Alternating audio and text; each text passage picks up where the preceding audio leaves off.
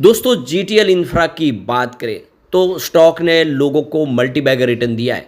पिछले एक साल में आपका इन्वेस्टमेंट डबल कर दिया है। लेकिन आगे की अब रणनीति क्या हो सकती है? क्या इस समय प्रॉफिट बुक करके निकल जाए या अभी भी स्टॉक में बहुत सारा पोटेंशियल है? आने वाले समय क्या इससे भी शानदार रिटर्न दे सकता है? आज जो बड़ी डील हुई है उसने चौंका दिया है। किसी ने 10 करोड़ शेयर खरीदे। इसका मतलब क्या ये आने वाले समय और तेजी से स्टॉक आगे जा सकता है? क्या अभी सर्किट खुलने की संभावना नहीं दिख रही है? क्योंकि ये क्लियरली अब समझ में आ रहा है कि यहाँ पे कुछ बड़े ऑपरेटर भी सक्रिय है और ऐसे में रिटेल इन्वेस्टर के फंसने की भी संभावना बन जाती है। तो ऐसे में हमें क्या करना चाहिए? सरकार ने टेलीकॉम सेक्टर के लिए नया कानून कल से लागू कर दिया है। अब उसके अंदर क्या क्या संभावना है, उसका क्या फ़ायदा इस सेक्टर को होने वाला है और क्या इसका नुकसान होगा, उसको समझने की कोशिश करेंगे। जीटीएल इंफ्रा बहुत ही पुरानी कंपनी है टावर सेक्टर की। अब ये देख सकते हो कि कंपनी तो लॉस मेकिंग है, लेकिन उसके बावजूद भी इसकी प्राइस बढ़ रही है क्योंकि स्टॉक कम प्राइस में दिख रहा है लोगों को। क्या दाव लगाना चाहिए? क्योंकि एक समय इसकी प्राइस 100 के ऊपर थी। क्या फिर से ऐसी संभावना बनेगी? जानेंगे इस वीडियो के माध्यम से। लेकिन फ्रेंड, उससे पहले अगर आप पहली बार हमारे चैनल पे आए तो चैनल को सब्सक्राइब कर दीजिए, एक बेल आइकॉन दबा दीजिए ताकि जब भी नया वीडियो बने पहला नोटिफिकेशन आपको मिले। वीडियो पसंद आए तो लाइक से जरूर कीजिए। चलो फ्रेंड्स, वीडियो स्टार्ट करते हैं। मैं हूँ आपका दोस्त SB दवे और हमारे अपने चैनल ऑनलाइन कमाई में आपका बहुत बहुत स्वागत है। तो सबसे पहले जीटीएल इंफ्रा के कारोबार की बात कर ले। इसमें 11 बजे के आसपास का टाइम है। आप देख सकते हो कि स्टॉक की शुरुआत ही अपर सर्किट पर हुई, लेकिन उसके बाद में सर्किट खुला। 2.96 का इंट्राडे का लो बना और उस खुलते हुए सर्किट के अंदर देख सकते हो कि लोगों ने जम के यहाँ पे खेल कर दिया और फिर लग गया सर्किट वापस।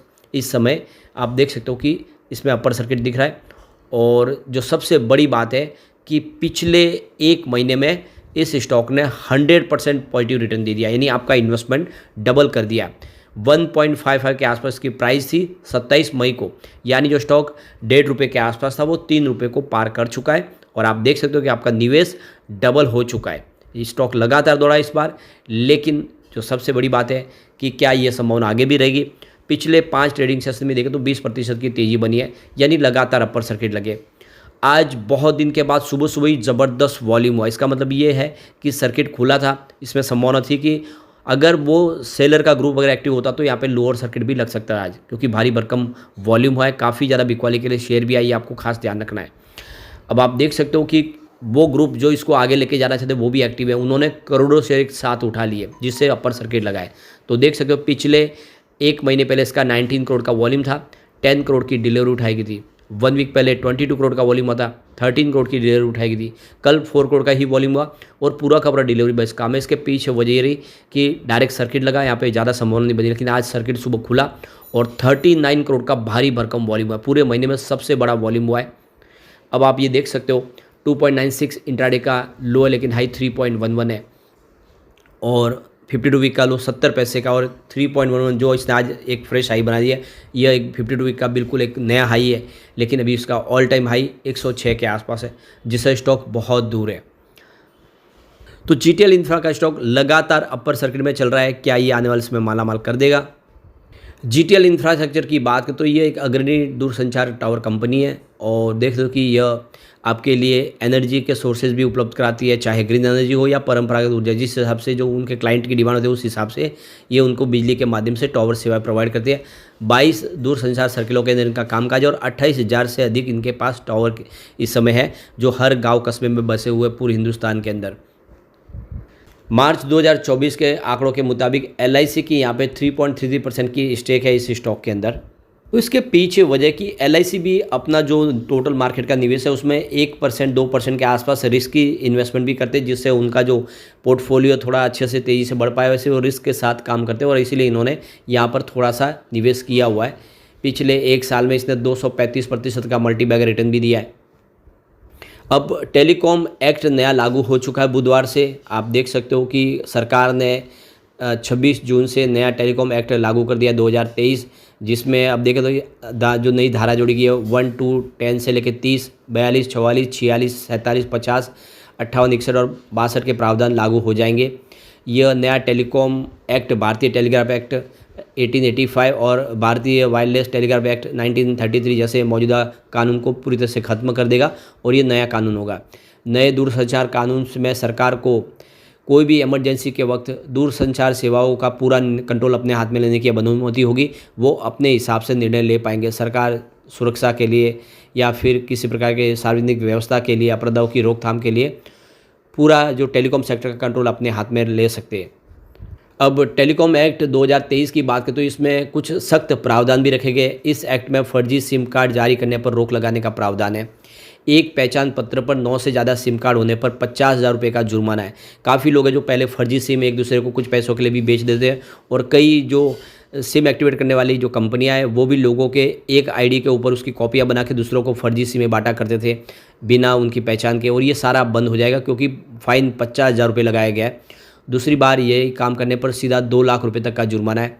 सिम बेचने के लिए बायोमेट्रिक डाटा लिया जाएगा, इसके बाद ही सिम जारी होगा। बिल के तहत फर्जी सिम कार्ड बेचने, खरीदने और इस्तेमाल करने पर भी 3 साल तक की जेल और 50 लाख रुपए तक का जुर्माने का प्रावधान है। वही किसी भी तरह के सिम कार्ड फ्रॉड करने पर 3 साल के लिए जुर्माना लगेगा। यानी जो सिमों के माध्यम से ही बैंकिंग सारे फ्रॉड होते हैं, कई बार आप देख लो कि आपकी सिम को डीएक्टिवेट करके दूसरे सिम को उसको एक्टिवेट कर लिया जाता है, उससे फ्रॉड किया जाता है।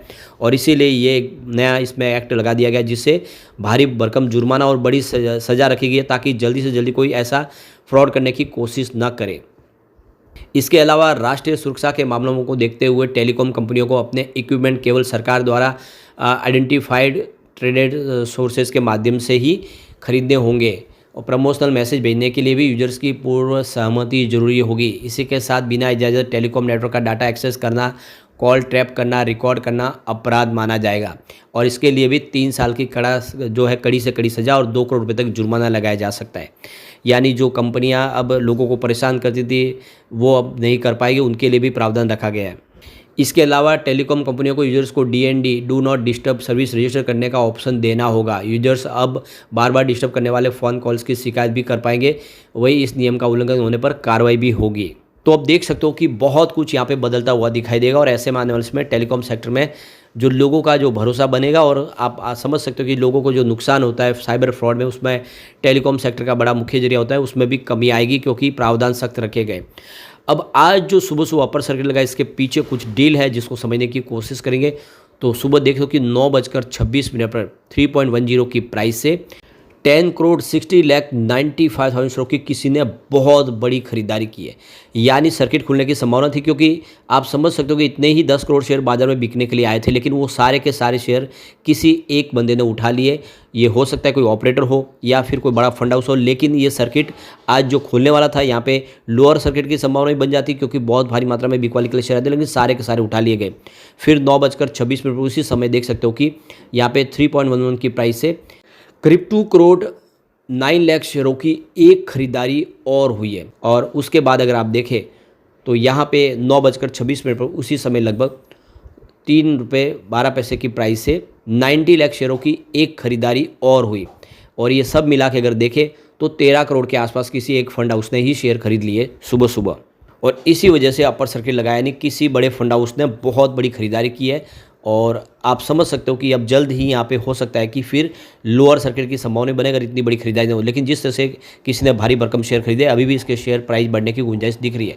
उसके बाद 9:35 पर 3.11 की प्राइस से यहाँ पे करीब 1,19,53,000 शेयरों की एक बड़ी खरीदारी और हुई है। यानी अभी भी इसमें खरीदारी हो रही है, लेकिन ये रिस्क बहुत ज़्यादा हो चुका है। क्लियरली ऑपरेटर का गेम दिख रहा है, इसलिए आप भी संभल के इसमें निवेश के बारे में अपनी रणनीति बना के ही आगे चले। लेकिन फ्रेंड, कोई भी इन्वेस्टमेंट करने से पहले अपने फाइनेंशियल एडवाइजर्स बड़े ले ले या अपना खुद का रिसर्च करें, क्योंकि मैंने वीडियो आपके एजुकेशनल पर्पज़ के लिए ही बनाया। वीडियो पसंद आए तो लाइक से जरूर कीजिए और चैनल को सब्सक्राइब कर दीजिए। Thank you friends.